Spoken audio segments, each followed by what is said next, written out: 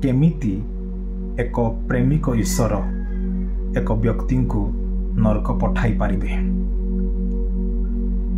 एई प्रश्न अनेक अनेक लोक माने पचारि थांती।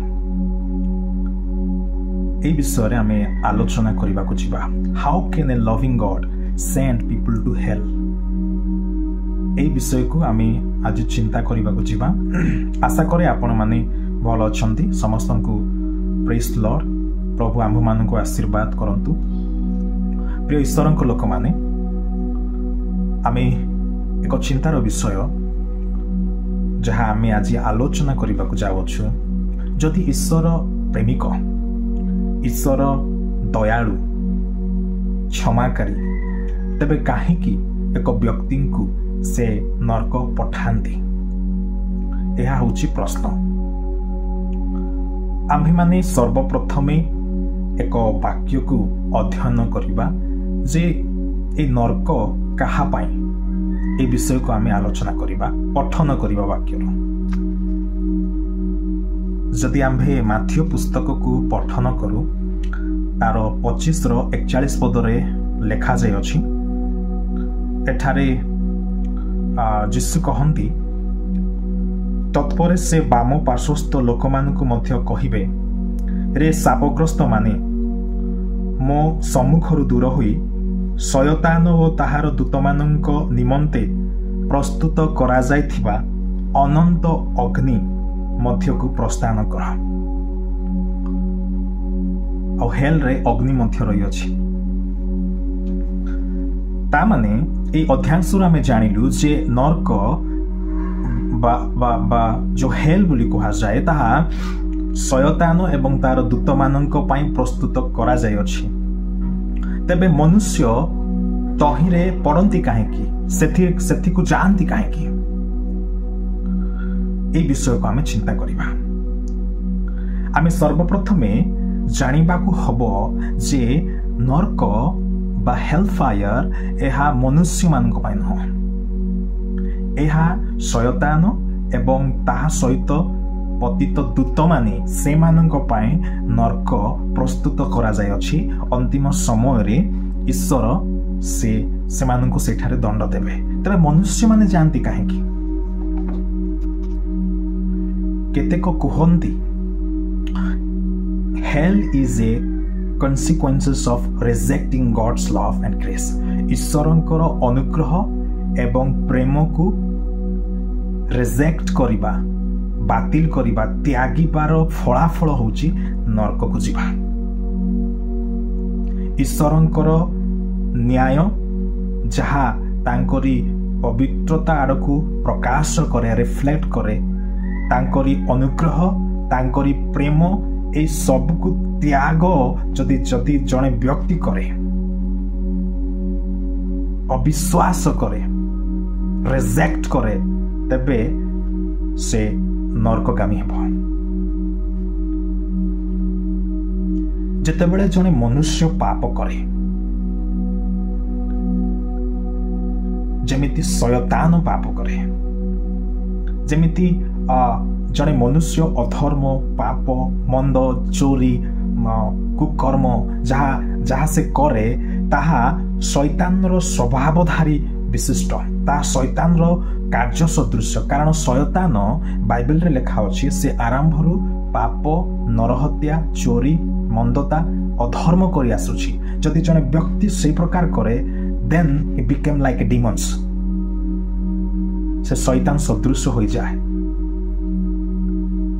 That's why he goes to hell। तेणुकरी से नरक जाए। आमे अधर्म, पाप ए सब करिबा, ईश्वरंकर प्रेम को, न्याय को, अनुग्रह को जदि रिजेक्ट करिबा, तेबे आमे शैतान सदृश हो जाऊ, योग्य हो जाऊ से अग्निकुंड नरक को। आउ जदि जने मनुष्य नरक जाए, एहा ता ईश्वर पठांती नहीं, यह आमे जानी रखिबा आवश्यक अटे। ईश्वर काहाको मध्य नरक पठांती नहीं।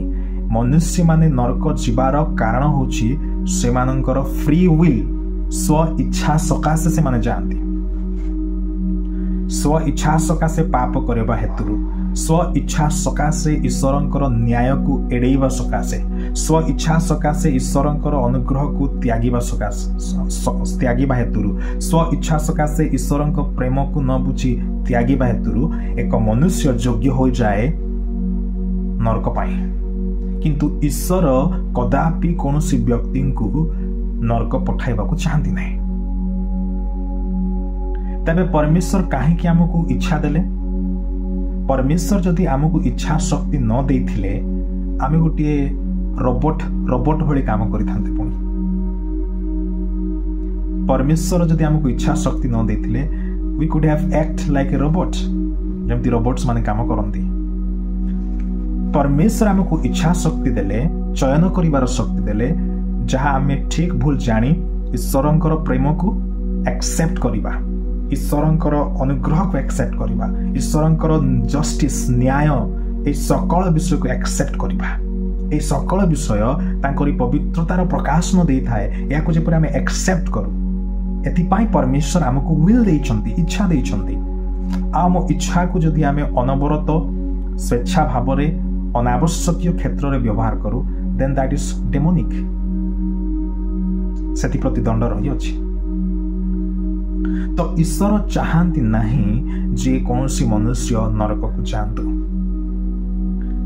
एवं ईश्वर चाहती समस्ते उद्धार प्राप्त होंतु। वाक्य लेखा अछि पितर पुस्तक रे जे एही जेपरि विनष्ट न होई अनंत जीवन प्राप्त हेबे, मन फेरण करिवे, एहा से इच्छा करी दीर्घ सहिष्णु अटंती। तांकर गोटे इच्छा जे समस्ते सुरक्षा होंतु। से अपेक्षा करंती, ईश्वर अपेक्षा करंती, से अनुरक्त होंती, व्याकुल होंती जे ताहांक निकट को तांकर लोक माने आसंतु। एहा से चाहती।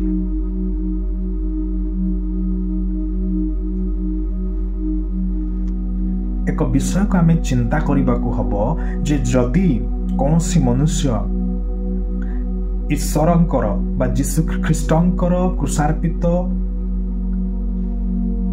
विषय को जदि केही त्यागे क्षमा हेबा पाई, आमनकर पाप पाई ईश्वरंकर जो क्रूसार्पित होई अछि, जदि कौनसी मनुष्य ताहाको त्यागे तबे ईश्वरंक ठारे कौनसी ऑप्शन बा चॉइस न थाए आमको रक्षा करिबा पाई। तो आमे योग्य हो जाओ ईश्वरंकर क्रूसार्पित को रिजेक्ट करी आमे योग्य हो जाओ जहाँ आमे पाइबा उचित, ता होछि नरक।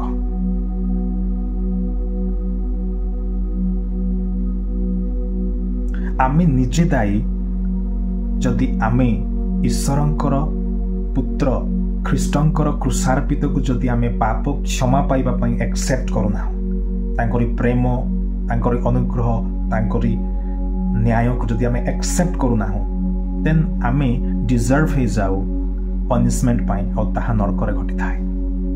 आमे निजे आमर दायी, आमर स्व इच्छा रे आमे चयन करि थाउ, आम स्व इच्छा रे आमे कार्य करि थाउ, आमे आम निजर दायी। ईश्वर काहाकु मध्य नरक पठांती नहीं। से प्रेमिक ईश्वर, से दयालु, से अनुग्रहकारी, से क्षमाकारी एबे भी अटंती। जदि आमे तांको निकट को आसु ख्रीष्टंक क्रूसार्पित द्वारा से आमको आपणाइबे, क्षमा देबे, तांको राज्य रे रखिबे। तेनु आमे जानिबा आवश्यक जे ए जो नरक हेल एहा शैतान एवं तांकर दूत मानक पई, जो माने ईश्वरंकर प्रेम, अनुग्रह एवं न्याय को रिजेक्ट करंती, जो माने ख्रीष्टंकर क्रूसार्पित को रिजेक्ट करंती, क्षमा पांती नहीं, स्व इच्छा रे कार्य करंती, पाप काम करंती, से मानक पई नरक रही अछि। से माने निजे निजर दायी, ईश्वर दायी नहंती। प्रभु आम्भ मानकु बुझिया पई सहाय्य करंतु। समस्तको प्रेज द लॉर्ड।